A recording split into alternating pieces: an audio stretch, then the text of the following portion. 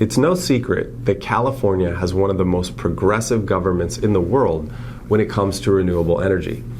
Our state's current renewable portfolio standard calls for our utilities to produce a minimum of 60% of their electricity from renewable sources by 2030 and 100% by 2045. No other state has these types of audacious goals. And with more than 2/3 of California's power now coming from non-fossil fuel sources, many industry experts actually believe these standards can be met, perhaps even ahead of schedule. But what does this really mean for all of us that live, work, and operate businesses in the state? Well, two things. One, air quality should improve. And two, our cost of electricity will almost certainly continue to skyrocket. And here's why. It would be a relatively reasonable ask to convert our remaining fossil fuel-based electricity generation to clean energy generation by 2045. But the problem is we're dealing with a moving target. Projected AI consumption, projected robotics consumption, projected home heating consumption as buildings convert from heat pumps to electric furnaces, and projected electric vehicle adoption are all going to drive electricity demand through the roof over the next 20 years. The California Energy Commission now expects that we may have to triple current electricity generation capacity to meet demand by 2045. And if all of this new capacity is going to come from renewables, that means we have to 7x the renewables we currently have in place, since wind and solar only account for 30 to 40% of our current generation.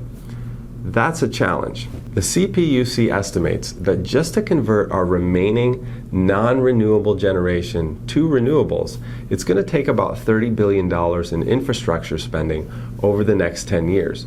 So if we start to model out the infrastructure spend that's going to be required to accommodate 3xing our generation capacity, it's insane. The cost could be well in excess of $100 billion.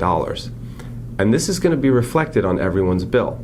Now, my hunch is that not too long from now, we're going to look back wistfully on the days of 5% and 6% annual electricity rate increases.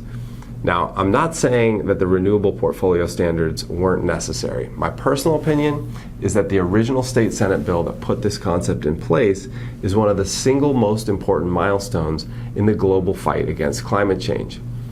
But as consumers, we can't expect to have these renewable portfolio standards and then layer on top of that a state mandate for everyone to drive EVs by 2035, then layer on top of that an AI boom, then layer on top of that a push to get rid of all appliances that run on natural gas, and so on and so on.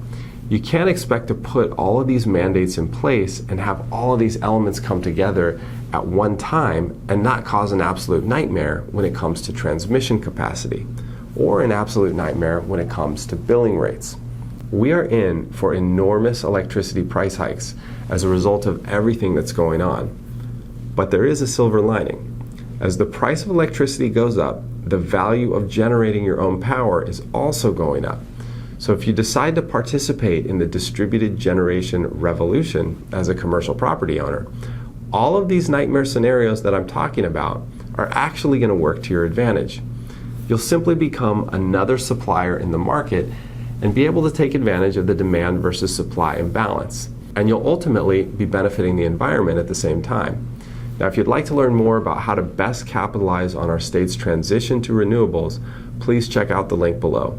We'd love to share a few strategies with you.